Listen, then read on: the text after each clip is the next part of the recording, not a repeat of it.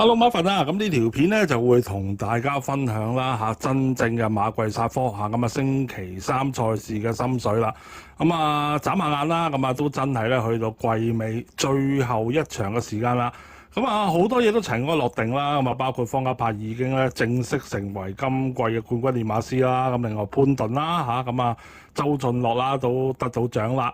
咁所有嘢全部都已經係叫做名花有主啦跟住咧就開開心心放暑假啦。咁不過咧喺暑假嘅時候啦，都有一啲即係值得大家留意嘅賽事嘅。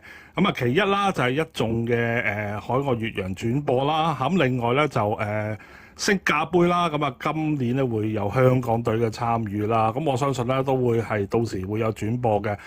大家咧可以到時留意啦我亦都會呢個暑假啦，都會咧繼續咧有片同大家咧分享咧越洋轉播嘅心水嘅。所以咧大家咧到時咧記住留意啦暫時咧都未知道會係幾時嘅。不過咧即係只要你係有訂閱到呢個頻道啦，如果係有片出嘅話咧，一定咧就會通知到你睇嘅。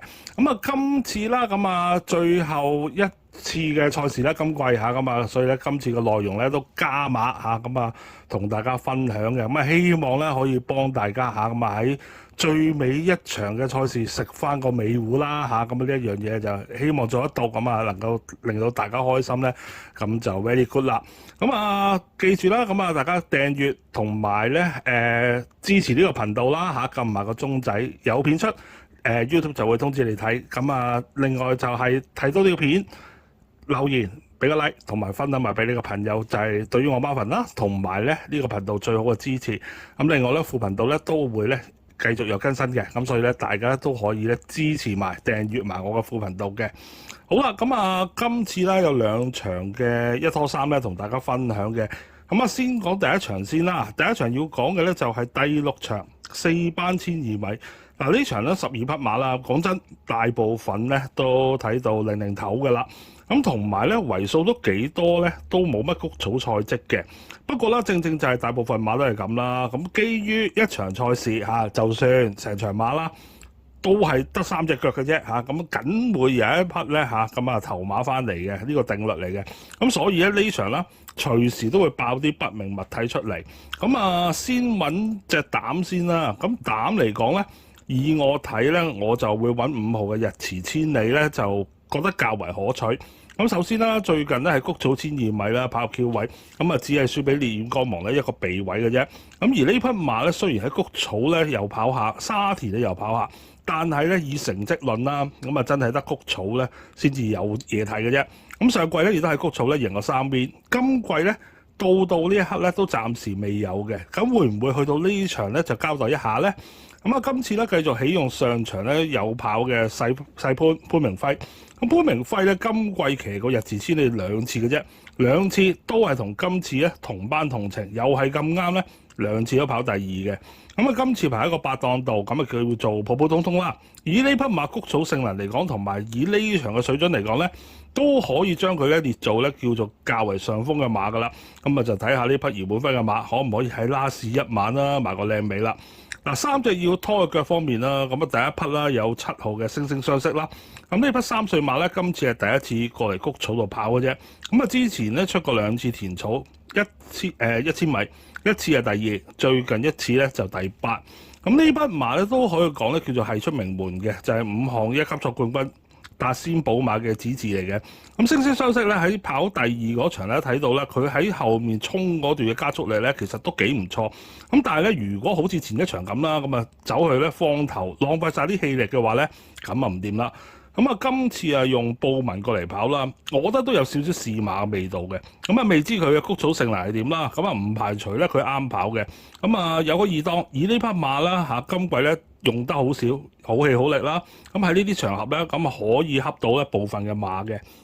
第2匹啦就係2號嘅天開心。呢匹馬咧跑1200咧就冇跑1000咁好嘅。咁啊，谷草性能咧亦都唔係話特別好，但係咧呢匹馬咧就識跑落雨嘅。咁如果咧天文台冇錯嘅話咧，咁啊星期三咧都好大機會會有雨啦。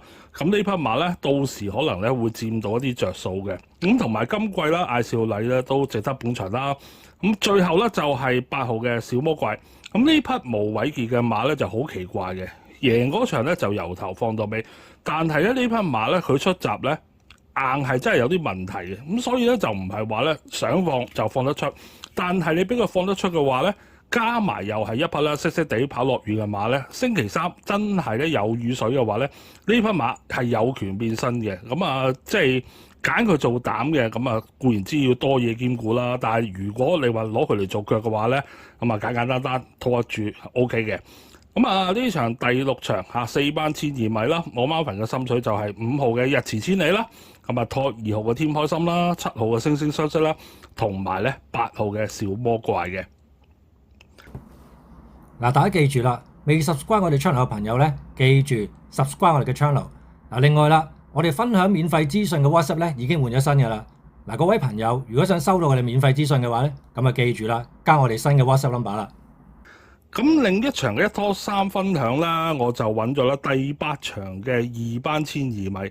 嗱，膽嚟講咧，我會揀2號嘅天天同樂。咁呢匹羅富全嘅馬咧，今次咧就揾到莫雷拉策騎。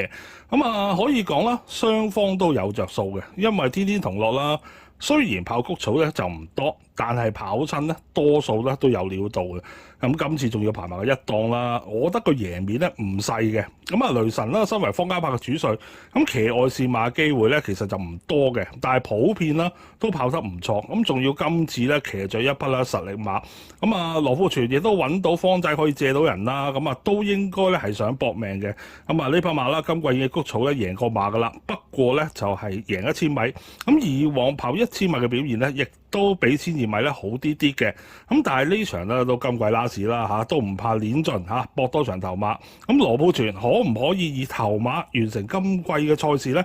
咁啊睇下雷神識唔識做啦。不過老實講啦，以馬論馬，天天同樂喺呢場馬嚟講咧，都係頭2、3隻嚟㗎啦嚇。膽咧就會揀佢。咁腳方面咧，1號幸運有利一定要有啦，呢匹扣女。咁雖然咧幸運有利咧已經就8歲啦，咁但係咧級數上咧佢都真係咧好似稍稍高一截嘅。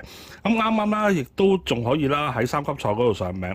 咁你可以話嗰場可能佢撞彩啫。咁不過咧今次對住呢班對手咧，相對咧會係比較容易對付嘅。咁而呢匹馬啦，雖然咧就極少咧跑谷草，但係咧其實佢喺幾季前咧都曾經咧跑過，仲要咧係上過名嘅。咁啊，今次羅富全得出2隻，我諗咧都一齊搏㗎啦嚇，即係搏馬房 Q 又好，位置 Q 又好。咁啊呢隻馬拖翻住啦。咁另外第2匹要拖嘅就係8號嘅勇金巨星。咁呢匹呂健威嘅馬咧，一路跑谷草咧1200米嘅水準其實都幾穩定嘅。咁啊，就算上到2班啦，冇馬贏都好，咁啊都係咧有力可以上到名嘅。嗱，而細心啲睇咧，其實佢仲有一樣嘢咧值得留意嘅，就係呢匹馬往往咧一擺何澤堯咧就會有表現嘅。今季咧跑過5次，淨係得1次咧上唔到名嘅啫。上季跑3次，贏晒3次，所以今次呂健威安排翻咧用何澤堯嚟跑咧，可能係一個出擊信號嚟嘅。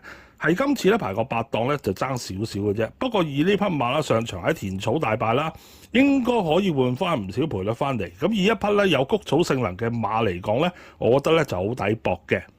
咁啊，最後啦要拖嘅咧就係10號嘅小霸王。咁啊，估唔到啊呢匹馬啦搭黃寶嚟咧會起到啲化學作用嘅。